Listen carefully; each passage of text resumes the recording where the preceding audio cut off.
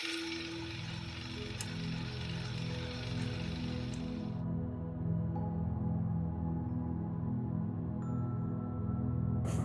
I'm Liv. I have always struggled with anxiety for as long as I can remember, but I don't think that I knew that until I was a little bit older. I would identify myself as someone who struggles with anxiety ongoing, but I've also had bouts of depression and a history of an eating disorder as well. There are two moments that stand out to me as being times that I needed to start taking care of my mental health. One was when I was 19 years old. I was in my first year at uni and I was putting so much pressure on myself, mentally, physically, socially, and really struggling quietly. So I had been struggling with an eating disorder, very restrictive eating, over-exercising. I wasn't sleeping. I was panicking daily and just felt like I couldn't cope. And I called my mum, and having that conversation with her was sort of the first step to getting actual help. And I think putting a label on what I was dealing with. And more recently, about 4 years ago, I realised that I was struggling again. I think the things that I usually find joy in weren't bringing me joy. And when I noticed that, I thought, okay, it's time to get some help again. My mum helped me so much. I think my mum is a very empathetic person anyway, but she has also struggled with anxiety before, so she really understood what I was saying and could empathise with me and knew what to do. And she took me to a doctor straight away, and the doctor put me on some anti-anxiety medication, and I also started seeing a psychologist. And I'm so grateful to my mum for being so open to the conversation and understanding, but also proactive and knowing that I needed more support than what she could give me. Yeah. The day that stands out from when I was 19, when I had to call my mum, I remember feeling like someone was standing on my chest.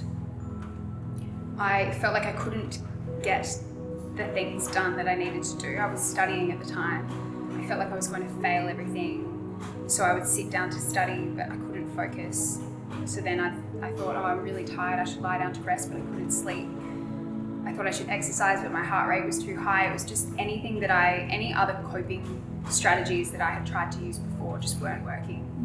And it was wild to feel such an intense physical response to something that was psychological. I remember when I was 19 and I first went on anxiety medication, I felt a lot of shame about it. I felt like a failure. I don't think I told anyone. I spoke to my mum about it, but even going to the pharmacy to fill the script, I dreaded people seeing me. I didn't want anyone to know that was what I was doing.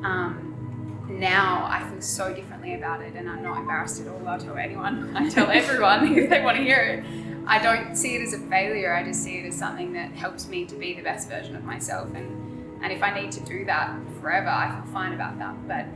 But yeah, at the time I felt like it meant I was broken, meant that my brain didn't work properly if I needed something to help me to be okay.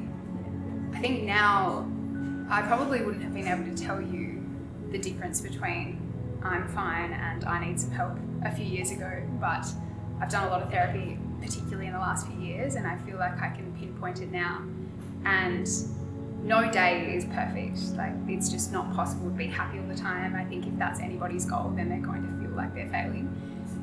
I know that you have ups and downs, and I'm always going to have ups and downs. For me, it's knowing that it will pass and feeling that it will pass. So having maybe a bad moment, might be a bad 20 minutes, but acknowledging it, feeling it, doing something, changing it, and then feeling better.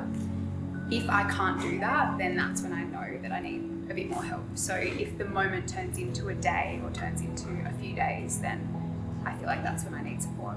Yeah.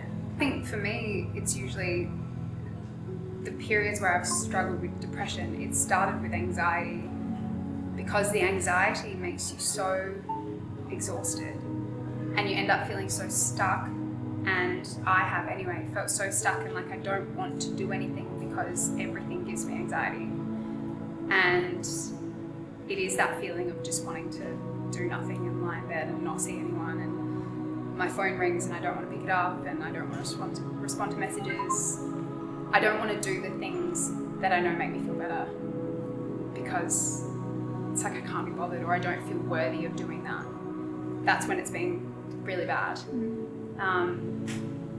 But I think also there's a misconception around that, you know, someone who is showing up and turning up to work things, or going to the events and things that I do, and they're like, well, she couldn't possibly be struggling. But I think that's part of the problem with mental health, is that if you can't see it, you don't believe it. And it isn't a big dramatic thing for me. Often it is like a quiet struggle where I still keep trying to show up, but I just don't feel good. And I'll be in situations thinking, surely the person I'm talking to knows that I feel like shit, because it's all I can think about. But often you can't. I think the fear of asking and someone saying they're okay should never be as strong as the fear of not asking and the person not being okay. So you're better to maybe embarrass yourself by seeming like you care too much by checking in with someone. Like, not that that's embarrassing, but I genuinely sometimes I'm like, why are we so scared? Like, why are we so scared to ask? I think sometimes people are scared to ask because they're scared the answer will be no, I'm not okay, and then they don't know what to do next.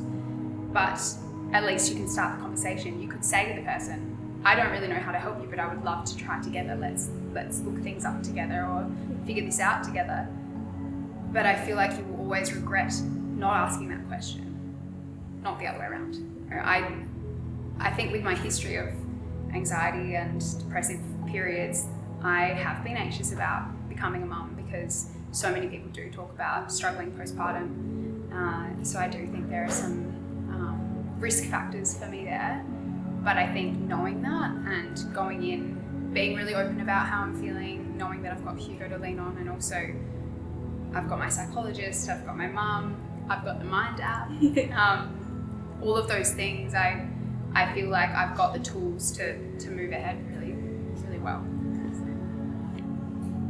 I think the biggest change with my brain and my mental health over the years has been the way that I talk to myself, and not getting angry at myself if I'm having moments of worry or anxiety or feeling down, sort of acknowledging that they're feelings and they don't define me, that there's nothing wrong with my brain. It's normal to have intrusive thoughts. It's normal to not feel good all the time, and not judging any of that. So yeah, being really compassionate, talking to myself like I would talk to a friend. I think for so many years I would give great advice to you, but I would not give good advice to myself. I think actually switching that and talking to myself how I talk to my friends.